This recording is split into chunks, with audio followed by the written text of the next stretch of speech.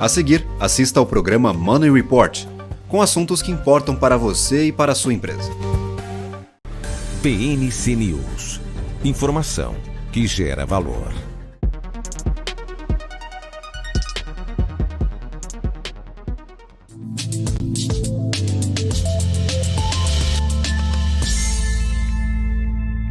Olá a todos, bem-vindos a mais uma edição de Money Report TV aqui na BMC News.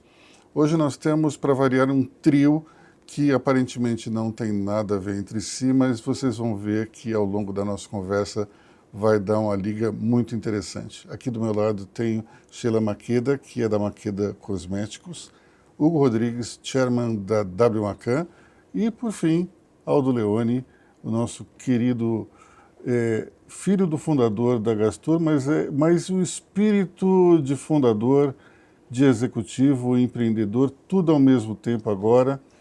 E você tem uma notícia para nos dar. Vocês acabaram de adquirir uma agência de eventos para compor o grupo. Conta para a gente como é que foi essa iniciativa. Antes de mais nada, olá, Luiz, como vai você? Sheila, um prazer muito grande. Um prazer.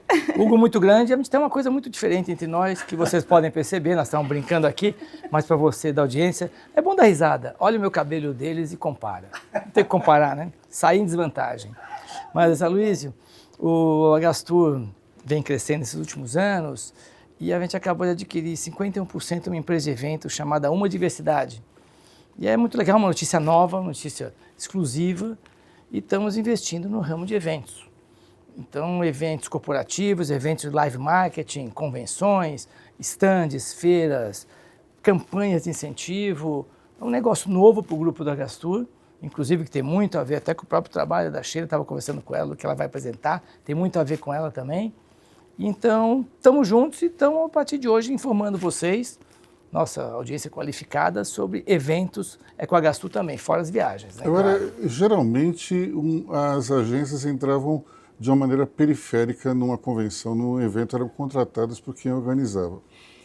Agora você está, digamos, no epicentro da organização. O que muda dentro do teu modelo? O que muda, Augusto, é que nos últimos anos, realmente o setor de eventos tem crescido mais do que o setor próprio de turismo e de viagens. O setor de viagens, eu falo muito, é um aquário. Imagina que é um aquário que tem aqueles peixes e aquela água. Você pode ver, não cresce a aviação, não cresce a hotelaria no Brasil, então não tem para onde crescer mais. Luiz, eventos crescem. Os eventos no pós-pandemia, os eventos hoje são a única forma de relacionamento entre as pessoas, sem considerar o home office, né, que as pessoas nem se conhecem mais. Então as empresas voltaram a fazer eventos. Desses eventos, alguns são viagens, você tem razão, as agências de viagem como a Gastur Mice, que é o Meet Incentives, Convention Events que a gente tem, a gente faz a parte de viagem de incentivo. Mas tinha um buraco que é o próprio evento. O evento que nasce, o incentivo é depois. As campanhas de vendas, as campanhas de fidelidade, as campanhas de motivação eram feitas por empresas de eventos. Por isso que nós adquirimos a Uma Diversidade, já está com a gente há 20 anos trabalhando, mas eram parceiros, agora realmente nós somos sócios deles, para a gente participar da criação. E se tiver viagem, a Gastur faz a viagem. Se não tiver viagem, a gente faz a parte de eventos. É uma mudança de paradigma muito grande de um grupo de viagem que nem o nosso. Hugo, quando você foi para essa posição de chairman, não é só da agência, mas é do grupo como um todo, né? Como o Aldo faz parte do grupo H Branca, que é bastante diversificado, vocês também têm outras atividades que não a publicidade, né? Sem dúvida. Conta pra gente. Sem dúvida. Não, inclusive agora, né, Aloysio, recentemente o grupo IPG, que entre algumas marcas tem a Macan, tem a Craft, tem a FCB, tem a Media Brands, o grupo IPG acabou de ser vendido para o Omnicom, né, que carrega marcas super tradicionais também, como a BBDO, como a TBWA. Então, o que eu vejo até ouvindo aqui um pouco do Aldo, é que todo mundo está se diversificando e todo mundo está entrando um pouquinho no mercado do outro, tornando, eu acho que isso faz parte, eu sempre gosto de olhar para a concorrência como um pedaço da evolução que você pode seguir. Né? Muitas vezes a gente tem uma mentalidade de protecionismo, e eu acho que o protecionismo ele estagna. Então, quando você vê uma agência de turismo entrando em eventos, talvez a empresa de eventos fique chateada. Quando eu vejo uma empresa de eventos entrando no mercado de publicidade, talvez eu devesse ficar chateado, mas eu não fico. eu olho isso como é uma concorrência que vai fazer com que o nosso trabalho seja aperfeiçoado e a gente consiga entregar algo melhor para o cliente. No caso da Macan, a gente tem uma diversidade enorme. Então, a própria Future Brand, que é uma empresa que entrega todo o design, por exemplo, quem lembra, né, da Pet Center Marginal, que se transformou em Pets, foi feito pela Future Brand. É um trabalho de reposicionamento de ponto de venda, né, onde o local, o lugar se torna uma autopropaganda. E por aí tem uma infinidade. A Kraft, que não chega a ser uma produtora para concorrer diretamente com as produtoras do mercado publicitário, mas ela trabalha num métier mais burocrático, às vezes, de nacionalização de filmes. Por exemplo, até pegando aqui, antes da Sheila falar, mas pegando uma colinha, que ela tem uma concorrente, que é a L'Oréal. Nós trabalhamos para a L'Oréal. Né? No caso do Aldo, ele tem um concorrente, a gente trabalha para a Latam, que também é companhia, vende passagens. E isso tudo não somos inimigos, somos competidores. Eu gosto sempre de lembrar do jogo de tênis. Quando você termina o jogo, você vai lá e cumprimenta o seu vencedor. Eu acho que isso faz parte dessa diversificação que está acontecendo em todas as áreas. Agora, na hora que você estava falando dos nomes das agências, me veio aqui o seguinte. A Macan foi fundada por uma pessoa. E essas outras siglas, na verdade, são aglomerações de nomes, né? FCB, Food Cone... Isso, Ibaldi. Então, você tem, depois de um certo tempo, a publicidade deixou de ser o domínio de uma só pessoa, geralmente o criativo, e passou a ser uma união de vários esforços? Sem dúvida, né? Os grupos de comunicação, né? Eles nem mais se autodenominam como grupos de publicidade. Eles passaram a ser vistos como grupos de comunicação. E eles foram colocando dentro desse grupo outras empresas de tecnologia. Nós temos hoje uma quantidade de engenheiros de formação dentro da Macan que bate 20%. Então, até outro dia, a engenharia era completamente distante do mercado, até outro dia, 10, 15 anos. E isso foi uma necessidade diante da evolução do mercado. Até porque, quando as empresas eram de donos, as marcas também eram de donos. E muitas marcas foram sendo adquiridas por grandes multinacionais. Quando você vai abrindo o olhar, você vai vendo que essa marca também pertence ao mesmo grupo. É muito interessante isso. E aí você vê que isso desde a parte global, macro, até a parte nacional. Aqui um exemplo que o Aldo começou dando. E você que entrou no mundo do empreendedorismo, olhando para um nicho específico, é uma trajetória bem diferente dos dois aqui, embora o Aldo seja um empreendedor por essência. Agora, conta pra gente como é que foi ter entrado nesse universo e encontrado esse nicho. Eu acho que foi um encontro, sabe, de algo que já pulsava, né, familiar, né, vem da minha mãe, que já era empreendedora da área da beleza, e passou para mim esse gostinho, né, da área da beleza, e aí eu me encantei. Falei, nossa, esse lugar aqui eu me sinto bem. E foi cada vez mais me apaixonando, né, e criei a minha marca. Agora tem a sua marca de cosméticos, que é uma outra empresa que é dos batons que vocês estavam vendo, né. Então, cada vez mais é esse lugar que eu me encontro, me entendo, aprendo muito, né. Hoje eu tenho, assim, vários caminhos que eu posso seguir. Estou hoje focada em uma linha de cosméticos que é focada em crespos, cacheados, ondulados, um produto vegano. Vou cada vez mais estudando e entendendo quais ativos que eu posso utilizar. Hoje eu estou trabalhando com ativos que eu busco de empresas que trazem das ribeirinhas, das quilombolas, para colocar no meu produto, para ter sustentabilidade, economia circular. Então, você vê que dá para trabalhar com a beleza de vários caminhos, e um deles é esse, né? Tá sempre conectada com uma rede de pessoas que façam um trabalho muito bonito. Isso para mim é muito importante. E a segunda pergunta, desculpa. Bom, eu tinha falado que você tinha encontrado um nicho, mas na verdade não é bem um nicho, porque a gente está falando da maioria da população brasileira, que Sim. tem cabelo crespo, cacheado, Exato. ondulado. 56%, então, da população. Por que as marcas, de maneira geral, não atendem esse mercado que é a maioria, e sim tem uma visão um pouco deturpada disso? Eu acho que é assim, Luísa, até uns 10 anos atrás não tinha esse olhar. Mas acho que agora as grandes empresas, acho que você sabe bem, né? Eu acho que as grandes empresas olharam e entenderam, né? Hoje tem grandes pesquisas de impacto, quanto que a população negra, o dinheiro é colocado para o produto e elas querem um produto bom, né? Então, eu acredito que agora as empresas estão fazendo, sim, produtos de qualidade para esse grande público ali que está ávido por um produto muito bom, né? Eu, quando comecei, realmente não tinha, né? E eu comecei exatamente por essa necessidade do meu público, de eu olhar e falar, a cliente falar assim, Sheila, não tem produto, né? Por mais que eu tinha ali um tratamento. Então, quando eu comecei, não tinha. Estava bem naquela fase do alisamento japonês, né? Você lembra daquela época? Então, as pessoas, eu chegava nas fábricas e falavam, não quero fazer, porque isso não dá dinheiro, todo mundo quer alisar. Então, hoje eu já vejo um comportamento muito diferente das empresas que estão focando em marketing, estão focando em fazer produtos muito bons. Cresceram, assim, absurdamente os meus concorrentes, né?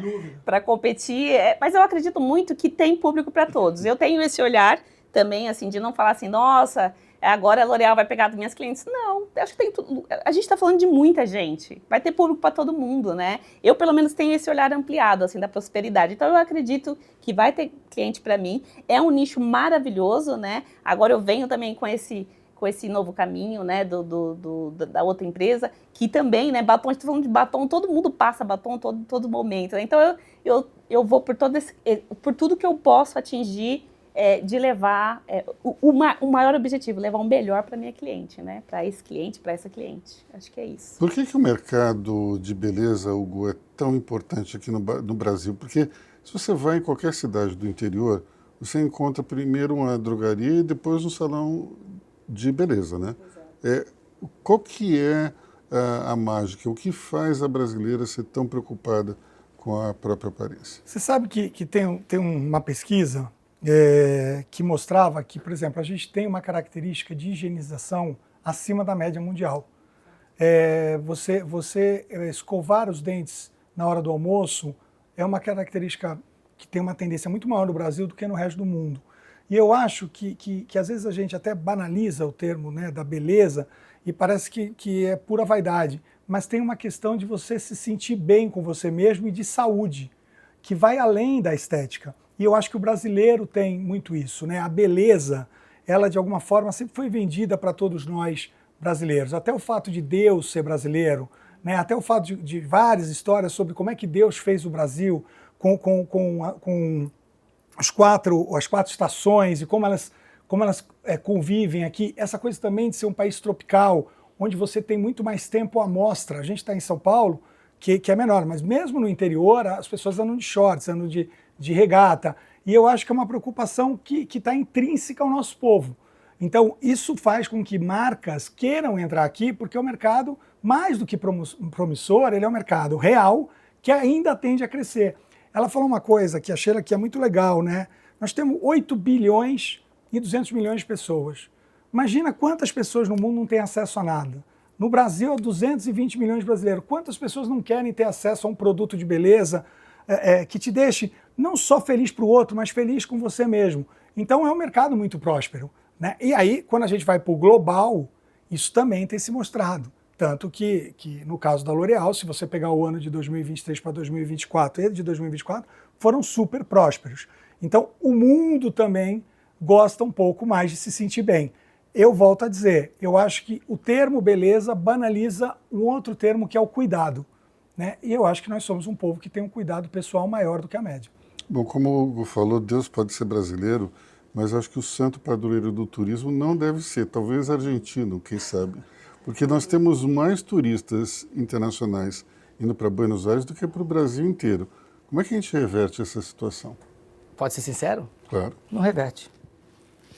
Não Acho é a que não política tem. do governo incrementar o turismo interno, Luiz. Não é política de governo. Foi falado a vida inteira que o turismo desenvolve quando é política de governo, não política do governo que está governando naquele momento. Não é política do Brasil incrementar o turismo interno. Nunca foi, nenhum Não, governo. nunca foi. Talvez tenha sido nos anos 70, nos anos 80, com o sonho do milagre brasileiro. mas ele estagnou aí. Então, na verdade, hoje o turismo ele é voltado realmente ao turismo externo, ou seja, o brasileiro viaja para o exterior com gosto, com vontade, e ao mesmo tempo também o turismo de eventos no Brasil é muito forte. Voltando nos eventos, né? Os grandes resorts do Brasil que foram construídos, e se eu perguntar para vocês 3 na mesa, quais são os novos 3 resorts que construíram no Brasil dos últimos 5 anos, eu quero ver se passa de um dedo. Não falei de uma mão, falei de um dedo, hein? Tá? Então a gente vive desse turismo interno de resorts e, claro, cresceram muito no Nordeste, principalmente aquelas pousadas, hotéis boutiques, Aloysio, que eu acho maravilhosos, mas são levados a um público classe AA e também cada pousada tem 10 quartos. Não vai sair de 1 milhão. Então acho que a versão do turismo brasileiro é viajar para o exterior mesmo. Bom, nós temos aqui também algumas dificuldades, né? Porque o governo antes ele não só não tinha uma política para ajudar o turismo, como atrapalhava também. Recentemente, que a gente teve voos vindo diretamente para a Amazônia. Antes, você tinha que vir para São Paulo para ir para um destino que todo mundo fala no mundo inteiro, né? Fala. A Amazônia, Luiz, é linda. O brasileiro não conhece a Amazônia. Poucas pessoas aqui, que a gente chama isso de viagem de nicho, poucas pessoas que a gente vende, principalmente no estado de São Paulo, no sul, vão para a Amazônia, ou vão para o Pantanal, ou vão para outros locais. Mas assim, o brasileiro mesmo gosta de resort no Nordeste, sul, Gramado, Canela, Cambará e fica nisso. O brasileiro não viaja para lugar exótico. Por outro lado, o estrangeiro adoraria para esses lugares, mas aí falta estrutura, falta os voos, falta a quantidade de hotel mesmo, faltam resorts mesmo. Nós temos aí, daqui a pouco, um desafio enorme, que é a COP30 em Belém, sem infraestrutura, com a possibilidade de se fazer hospedagem em barcos e navios. Como é que vai ser isso? Os navios estão quase contratados, Aloysio. Então, assim, devem ser lançados até o final de março. Tanto que eu já recebi um pedido de um grupo de 100 passageiros que vem da França para a gente operar. Então parece que as coisas sempre no final do Brasil dão certo. Lembra da Copa do Mundo, Olimpíada? Sempre dá certo o Brasil. O Brasil é o país que dá certo. Eu sou super otimista, como diz o meu pessoal em casa, eu sou administrador do caos. A gente nasceu no caos. E o grande empresário brasileiro, ele é um administrador do caos. Ela que está começando agora, e boa sorte para você, porque eu sou filho de empresário, sou filho de empreendedor, fui empreendedor até agora, temos nossos sócios são empreendedores muito fortes, acreditam no que o Hugo falou, hoje é uma junção de marcas, uma junção de gente forte, porque o Brasil precisa de gente forte, precisa de capital financeiro forte para crescer. Mas eu estou, Luiz, acreditando que mais uma vez o caos vai imperar e nós vamos resolver. Você acha que é administrar o caos mesmo, ser empreendedor aqui no Brasil? Sim, com certeza. São 12 anos, né, de Makeda Cosmetics, são 12 anos desafiando e não tem como negar que sendo uma mulher negra no Brasil é mais difícil ainda. As pessoas ainda não estão acostumadas a entender que é possível fazer um trabalho excelente, tanto quanto qualquer pessoa de outra raça. Então eu tenho grandes desafios de negócio, eu tenho grandes desafios. Mas eu acredito sim que o empreendedorismo, inclusive, é uma das coisas que vai salvar o Brasil. Eu acredito muito nisso, assim. Hugo, como é que é explicar o caos para o exterior, já que o teu grupo é internacional? Eu tenho um exemplo de ontem. Sexta-feira, o meu chefe global veio para o Brasil e ele deu uma entrevista para os 600 colaboradores e perguntaram exatamente para ele como ele via o Brasil. Ele respondeu, né, como é que ele via a marca Brasil. Ele falava, olha, quando eu fui embarcar, eu vi uma área de um portão, de um gate, super alvoroçado.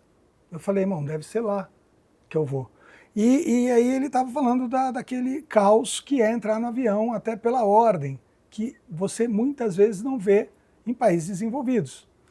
E quando ele chegou aqui no Brasil, ele teve a mesma expressão. Né? E como é que ele resumiu? Ele falou, ele vê o país com a marca Brasil como pessoas extremamente criativas, que eu acho que vai ao encontro tanto do que a Sheila quanto do que o Aldo está dizendo. A gente tem a capacidade de se reinventar, pegando carona no que foi falado. Eu lembro da Copa, não vai ter Copa, lembra disso? Lógico. E aí, quando deu o primeiro pontapé, é a Copa das Copas. Foi maravilhosa. Não, a gente tem um extremismo que me preocupa, porque a gente deveria estar no meio termo, nós não nos acostumamos ao meio termo, a gente é extremamente paradoxal, mas é isso que nos faz criativo e é isso que faz surgirem empresas extremamente eficazes. Então, eu acho que o Brasil é uma mistura de criatividade, pegando o que uma pessoa de fora do país falou, de inquietude, ou seja, nós não descansamos, e de caos. Ele falou, e de chaos.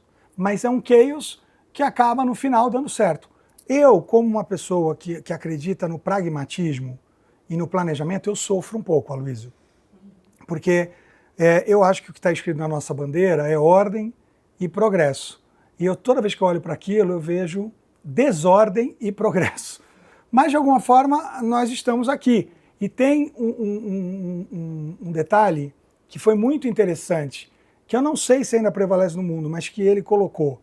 Esse poder que a gente tem de mudança social, esse dinamismo na pirâmide social, ele acontece com mais intensidade aqui no Brasil do que em países desenvolvidos. Então, é um ponto interessante, porque não é um caos fim do mundo, é um caos que nos faz sair da zona de conforto. Bom, isso aí faz tanto tempo que a gente vive nisso aí que eu lembro de um episódio de um programa do Chico Anísio, qual ele fazia um personagem chamado Salomé, que era uma gaúcha que ligava para o presidente João Figueiredo.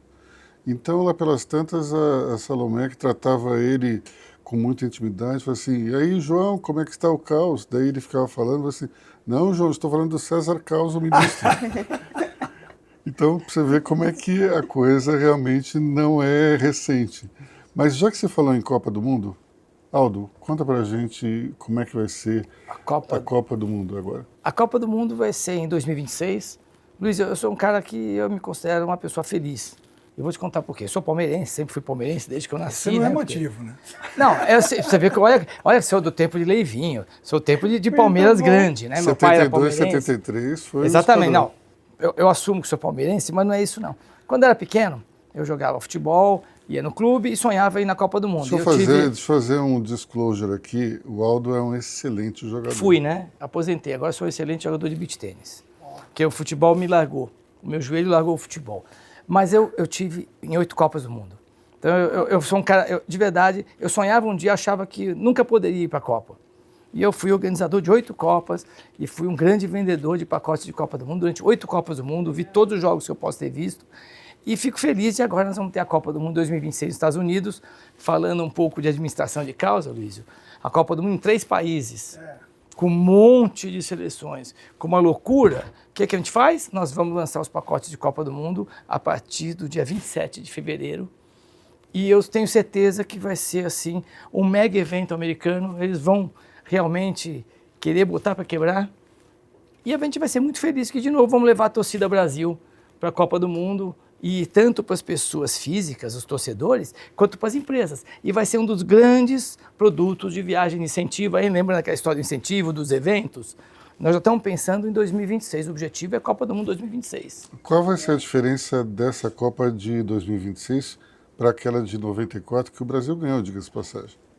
94 foi uma Copa muito bem organizada, Luísio.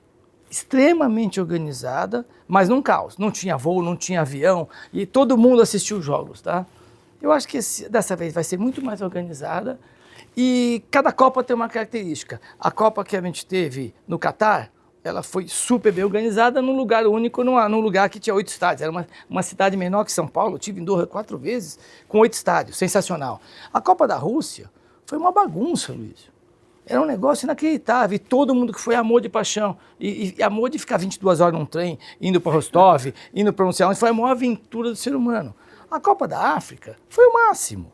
Sabe? A pior coisa da Copa da África foi o jogo Brasil-Portugal, que todo mundo achava que ia ser o máximo, e foi um 0-0 horrível em Durban.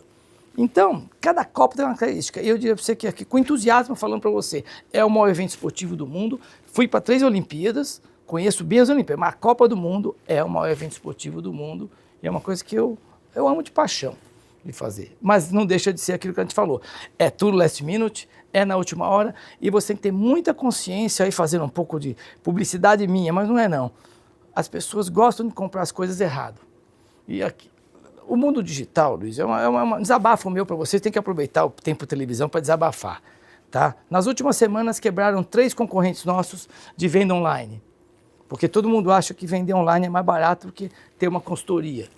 E todo mundo gosta de ser enganado. Essa semana mesmo, teve uma pessoa na internet vendendo passageiro mais barato que todo mundo. Não existe milagre. Se alguém ainda acha que existe milagre, e o Luiz é nosso cliente, sabe muito bem o que eu falo, sabe? Não tem milagre. E nenhum produto tem milagre, né? Alguém te vende uma Mercedes-Benz por 80 mil reais, quando na loja custa 300 mil? Então ninguém vai te vender uma passagem por 150 reais, quando na verdade ela vale 3 mil. Então que fica o desabafo na televisão, ao vivo, que o mundo digital é muito bom, mas a conscientização de você ter uma consultoria de turismo é essencial. E vale para a Copa do Mundo também. Porque todo mundo vai querer começar a comprar na internet mais barato que o outro. Bom, e a gente sempre tem na agência alguém que é confiável e quem você pode reclamar, né? Porque geralmente na plataforma você vai reclamar para o algoritmo, né? É meio complicado. Mas aí pegando um pouco carona, está acontecendo nesse momento o SXSW em Austin.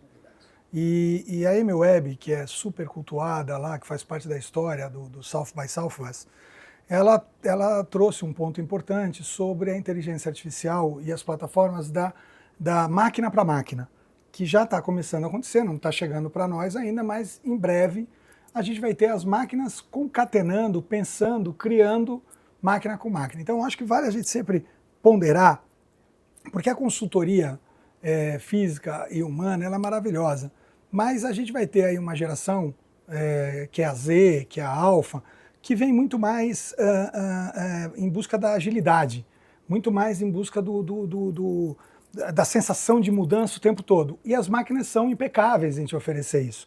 Então, fazendo aqui, obviamente respeitando, mas fazendo um contraponto, nós vamos viver no melhor dos dois mundos. As consultorias humanas vão prevalecer, as excepcionais, e as consultorias através de plataformas também vão ganhar muito, muito mercado a partir do momento que elas forem pontuais em tudo que elas prometem. Porque a máquina, quando você se acostuma, ela tende a ser cumprir melhor os detalhes do que o homem. Então a soma do homem, da mulher, né?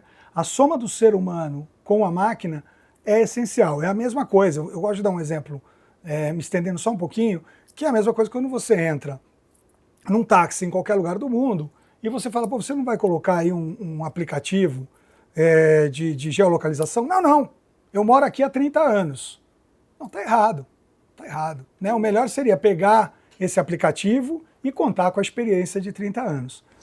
Aldo tem uma sazonalidade ou várias sazonalidades. E você no mercado de cosméticos tem também sazonalidade? No verão é mais um tipo de produto, no inverno é outro? Como é que é? Tem essa diferença sim. A gente tem, por exemplo, alguns produtos na Maqueda Cosméticos que eles são uns sprays umidificadores. Então, normalmente, no calor, no verão, as pessoas gostam de usar mais, né? Aí tem um produto para cuidar mais do couro cabeludo, tem essa questão do inverno, tem caspinhas, né? Então, a gente tem um shampoo, uma linha, né, de shampoo, condicionador para cuidar. Tem essa diferença também. Normalmente, como a gente trabalha muito com cabelos crespos e cacheados, a pessoa tem a cultura de, nesse momento, trançar o cabelo, deixar ele mais fechadinho. Então, ela usa um pouquinho menos de produto. Então, tem aquele momento, né, eu não quero muito passar produto, está muito gelado, não quero, né? Então, eu uso menos produtos que umidificam muito. Então, tem essa diferença, sim. E no ano, qual é o melhor momento de vendas da tua empresa? Ah, no verão, com certeza. No verão. Com certeza. Porque no inverno você deu um exemplo, a pele fica ressecada. Tudo você quer, quanto menos tiver, né, as coisas mais úmidas, né, eu tô com frio, eu tô, né, não quero muito. Sim. E aí já no calor não, eu preciso de umidificador, preciso de tratamento, e o nosso cabelo, você sabe, né, é muito seco, então preciso passar umidificador, preciso passar ativador, né, e eu quero deixar o meu cabelo, né, e agora a gente tem talvez vocês, né, que trabalham com a L'Oréal saibam bem disso, vocês têm umas pesquisas muito legais, então eu pego muita coisa, tem que pegar mesmo. gente troca, né, é super legal, que a gente está usando muitos tipos de cabelo, a gente tem agora as laces, então tem pessoas que que agora coloca as leis, depois tira, ou põe trança. Então, tem vários comportamentos que estão mudando, né? Principalmente mulheres. Só para a gente entender porque direito, eu falo o que é assim, lace? Você sabe, né, o que é? Não, eu sei, mas eu prefiro que você explique. Eu vou explicar.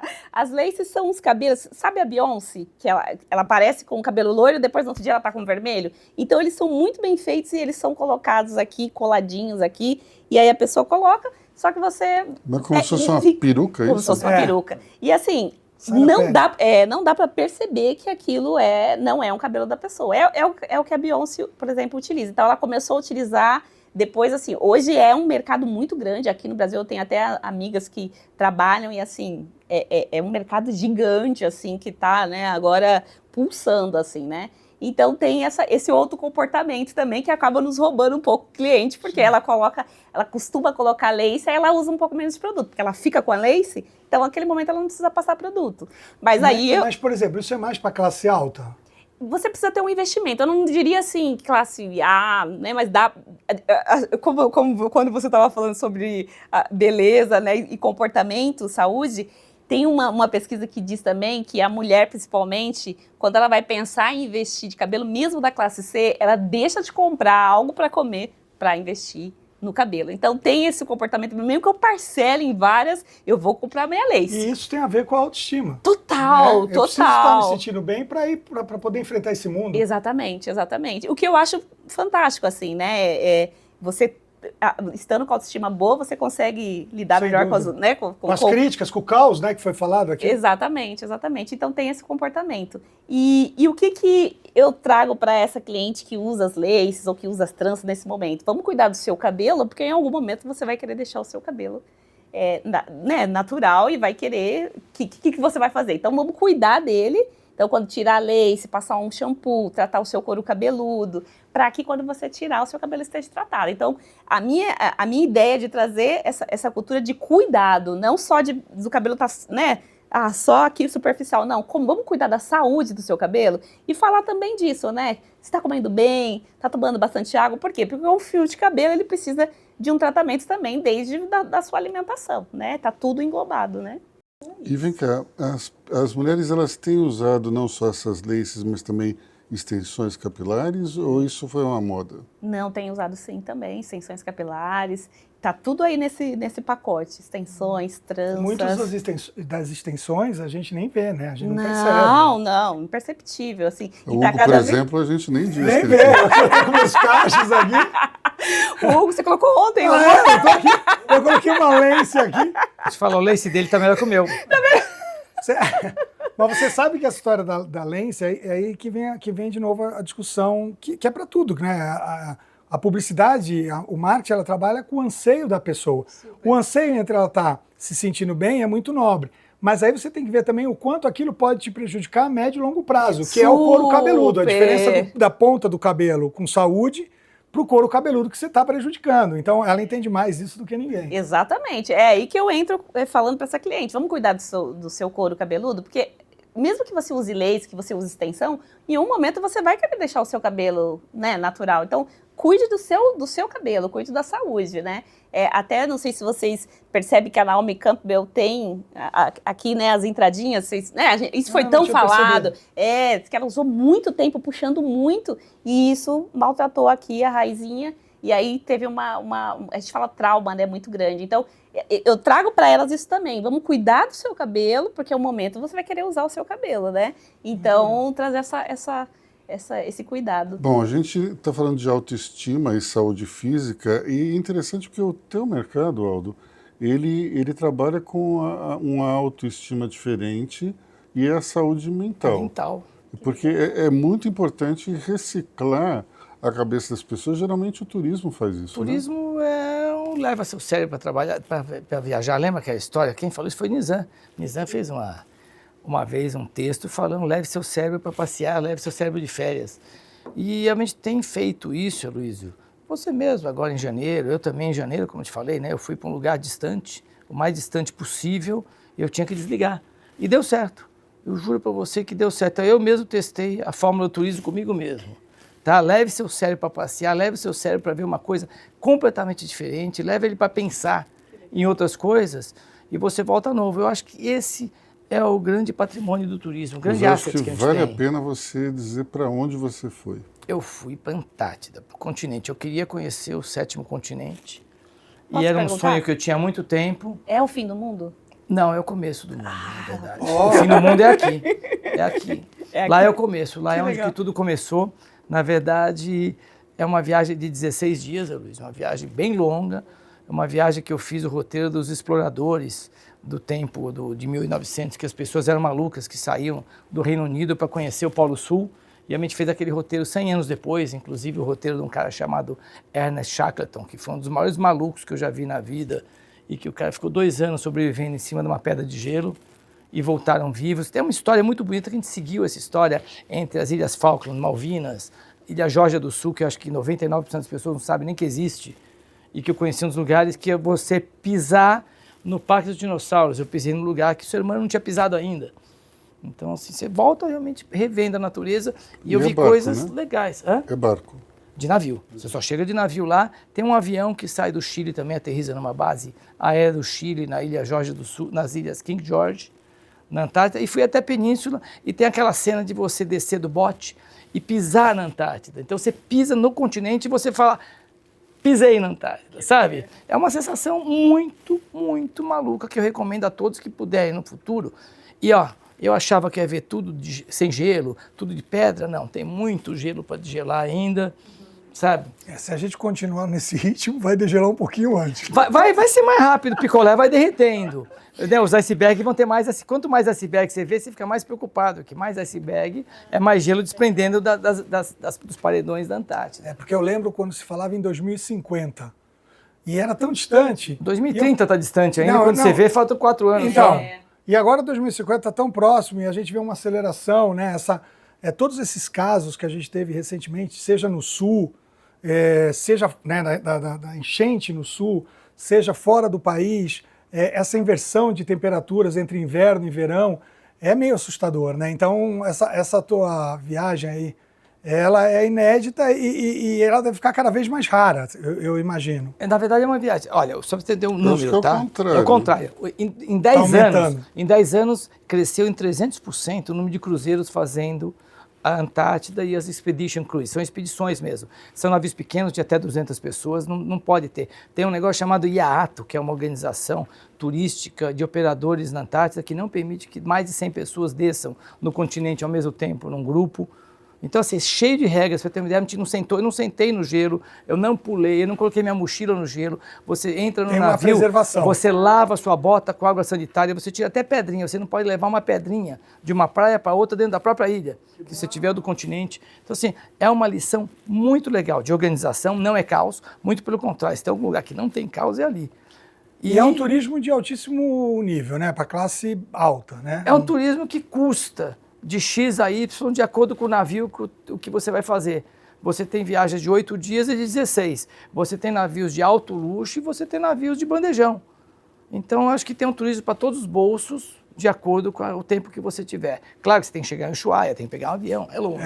Eu queria a ajuda do Hugo para fazer uma homenagem ao nosso inesquecível Washington Oliveto.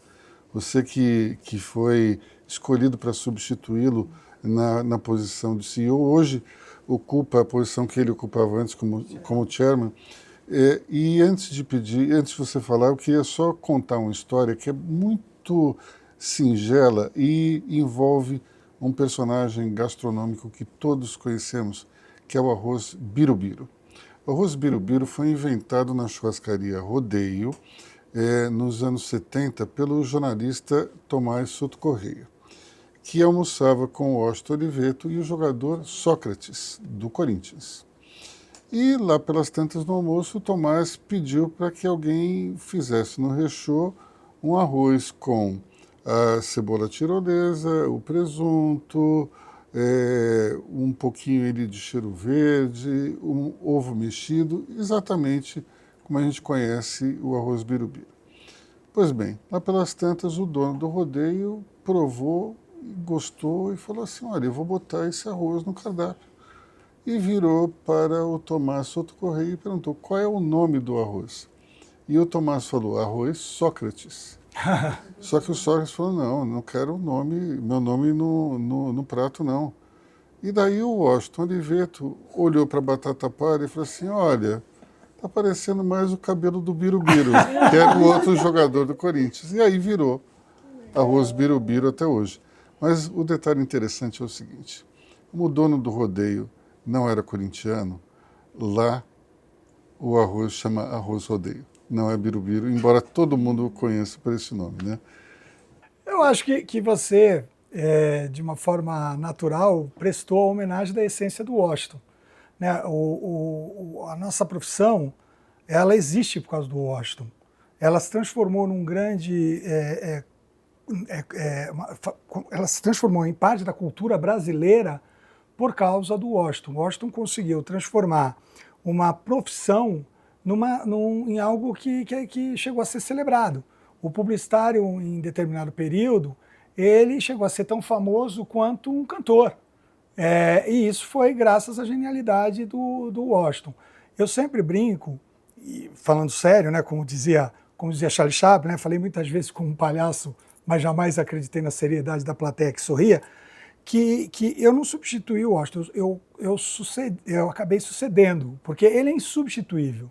É que nem quando a gente fala do Pelé para o futebol, né? Ou quando a gente vai falar do Roberto Carlos para a música, ou quando a gente vai falar do Silvio Santos para a TV. São pessoas que transformaram um mercado inteiro e que tiveram outras pessoas geniais que vieram, que fizeram acontecer. A gente tem publicitários hoje espalhados no mundo todo, comandando grandes grupos internacionais ou mesmo agências locais em outros países. E isso se deve muito a alguém que conseguiu colocar o nosso nome lá fora como uma cultura pop, né? Um ser humano que transcendeu a publicidade. O Washington virou a celebridade das celebridades. Então, eu acho que ele deixa uma marca que será eterna. O Washington Oliveto será eterno. Daqui a 10 anos, 20 anos, na geração alfa, vão estar falando do que significou o Washington Oliveto. Então, isso é o que significa o Washington, desde criar ou de ter uma ideia do arroz Birubiru até campanhas inimagináveis que, quando a gente vê pela primeira vez, a gente nunca esquece. usando justamente o bordão, o slogan que ficou tão famoso, né, o do primeiro sutiã. Como outros também, né, transformar o amortecedor no melhor amigo do carro. Né, o Washington é infinito. Bom, dentro desse mundo publicitário, qual é o peso das promoções do mercado digital para o teu negócio hoje? Eu sei que a gente estava falando antes das reservas que você tem, digamos, esse mundo, quando as plataformas resolvem entrar no teu setor, mas, ao mesmo tempo, ele é importante para a tua comunicação, né? Não, Lísio, não falei que a plataforma ela não é importante, ela é muito importante. Todo marketing de turismo é digital hoje. Pouquíssima verba, pouquíssima participação do turismo você tem em marketing não digital. O que eu comento com você é as pessoas acreditarem naquele marketing digital e você não ter certeza que você está comprando, e apertar o botãozinho e continuar no mundo digital, sendo que a chance de você ter um problema e ter que ligar para o mundo digital depois, tenta ligar para uma companhia aérea, tenta ligar para um produto que você tenha comprado no exterior quando você tiver um problema. O mundo digital é importantíssimo. Eu sou 100% digital, como eu te falei. Eu tenho minhas plataformas digitais, a minha própria esposa, a Paty, que você conhece muito, é uma pessoa que está no mundo digital. O digital é 100% informação turismo. As pessoas se informam no digital. Todo mundo tem um amigo do amigo do amigo que indica. Você participa de grandes plataformas XYZ que você vê um hotel e tem a nota do hotel. Então, vou te dar um exemplo. A semana retrasada, tinha uma pessoa que liga para a gente que vai para Porto Seguro e que o segundo melhor hotel numa dessas plataformas é um hotel 1 estrela, uma pousadinha, que tem uma nota alta. Por quê? Porque as pessoas que foram nele gostaram. Não significa que o Aldo ou o Hugo vão gostar daquele hotel. Então, você tem que ter um pouco de discernimento do que você vê. O seu amigo indicar, Luísio, ele não está pensando em você. Eu vou para o Japão agora. Tá? E eu fui indicado uma agência mexicana que opera Tóquio. Essa pessoa queria me colocar num aviãozinho para visitar uma ilha no sul do Japão que tem um hiking de árvores milenares. Eu falava, querida, Eu quero conhecer Tóquio, eu quero bagunça, eu quero ir para o centro de Tóquio, eu quero conhecer os templos de Kyoto. Eu não quero ir andar de árvore lá, porque eu moro perto da Amazônia. A pessoa falava, aí eu falava, você está errada, você tem que entender o que o cliente quer e não colocar a sua opinião. Então o mundo digital, ele coloca a opinião dele para as pessoas serem quase convertidas. E o que a gente faz no turismo é entender o que você quer e vender o que vai satisfazer a você. Eu acho que essa é a grande diferenciação. Ainda as máquinas não chegaram a entender o que o Aldo quer. Ela tenta me analisar. Eles tentam chegar, mas não chegou ainda, Luísio. A máquina, ela põe a opinião de alguém, ela faz uma análise. A maioria das pessoas gostaram daquela pousada 2 estrelas, então você também vai gostar. Isso é personalização, né? É o que eu estou defendendo muito do nosso negócio. A gente está vivendo, aí dá outro programa, mas a gente está vivendo a era da hiperpersonalização e as máquinas, no meu modo de ver, elas conseguem. Mas, de novo, Aldo, respeito o teu ponto de vista. Eu acho que, por exemplo, você tem uma marca que sobrevive em grande parte no digital. Sim. Certo? Uhum. No teu faturamento. Sim. Então, essa é a magia do mundo digital, o sinal de que... Mas ainda tem uma questão que o cliente, ele ainda tem uma cultura do brasileiro, não sei se vocês têm essa pesquisa, que ele ainda precisa sentir o cheiro e ver a embalagem. Sem dúvida. Então, eu ainda tenho isso, que eu percebo que ela fala assim, eu vou, não, antes de eu comprar, eu vou lá no hipermercado dar uma olhada e sentir o cheiro. E aí eu acho isso muito interessante, que é uma cultura das mulheres, principalmente brasileiras, né? Então eu não sei que horas que o digital vai conseguir ultrapassar isso. Ela ainda precisa sentir. Ela ainda precisa. Depois que ela pegar confiança, aí ela vai para o digital. E eu acho que a magia do digital, ela está em, por exemplo, dentro dessa conversa, ela peneira e ela vai levar o Aldo para o universo que coincide com o que ele pensa. Então vai ter mais gente falando da venda offline, mais gente falando do consultor que te personifica. Para mim, vai vir algo muito mais ligado ao digital. E para ela, vai vir algo ligado ao digital com uma visitação. Exato. Eu acho que essa inteligência nós não conseguimos acompanhar. Então, eu realmente tento levar as marcas que eu atendo para digamos, esse império do algoritmo. Porque ele já exerce isso sobre a gente. Entendeu? Mas o Aldo falou numa coisa interessante, que é a questão da opinião. Porque isso nos remete ao TikTok, onde você tem várias pessoas que dão a sua opinião e ela digamos, é seguida por consumidores. Você está também inserida nesse universo do TikTok? Não, e total, porque assim, se uma influencer postar um vídeo da minha marca e ela falar assim, olha, isso acontece direto, eu usei esse shampoo, esse ativador, esse umidificador, eu amei, olha meu cabelo, né? Aí a venda se essa influencer, né, que é esse nome, ela influencia mesmo. E agora está se usando muitos micro-influenciadores, que são o que são os influenciadores que têm uma quantidade menor, mas aquele público curte porque curte mesmo e segue aquela pessoa, e ele vai lá e ela fala, não, se ela usou, eu vou comprar. Então já passa de um Isso é a essência do boca a boca, Luiz. Exato. O boca a boca imperava na comunicação, até que veio o rádio. O rádio não veio há tantos anos, veio há 100 e poucos anos, não é muito tempo. E aí se cultuou um artista. Depois veio a TV, a voz passou a ter uma imagem. Com o advento das redes sociais, o boca a boca é isso. Eu acredito e me identifico, mas ela por acaso está falando que o programa do Money Report é imperdível, eu vou segui-la com muito mais afinco do que eu seguiria uma campanha. Então é isso que permite tantas novas marcas surgirem. E isso que permite essa nova economia pós-revolução industrial, que é uma revolução, não é digital, não é tecnológica, é de comportamental. Exatamente, concordo. E que tem acontecido um movimento muito grande, você falou das marcas, tem surgido muitas marcas de cosméticos, que eu fico muito feliz, que são marcas brasileiras e que acreditam nesse potencial do mercado que está pulsante. O mercado brasileiro é um dos maiores mercados, né? E essas pequenas marcas que estão nascendo têm o seu público, né? Então, sim, cada marca que está nascendo tem o seu público fiel, que vai, não, eu só compro aquela marca, né? E eu talvez seja até uma preocupação das grandes marcas. Não sei. Sem dúvida, mas né? É por isso que as grandes marcas, elas passam. Aí vem outro programa, que é o programa aqui do Money Report, de startup que são vendidas e Super, fazem bilionários. Super. Porque as grandes marcas vão lá e abocanham, Sim. compram você. Exato. E você faz um novo milionário super jovem. É isso. E você já está lendo o futuro, porque futuramente eu quero vender uma queda. Gostei. Ô, Hugo, você falou bem uma coisa do seu ramo de publicidade. Nós tínhamos o rádio, tínhamos a televisão, tínhamos o jornal, e você sempre tinha grandes marcas anunciando, que só anunciava quem tinha mais dinheiro, então tinha o poder econômico por trás das marcas que colocava aquelas marcas mais. Hoje em dia é muito democrático, exatamente no fundo que eu estou te falando. É democrático, todo mundo tem acesso.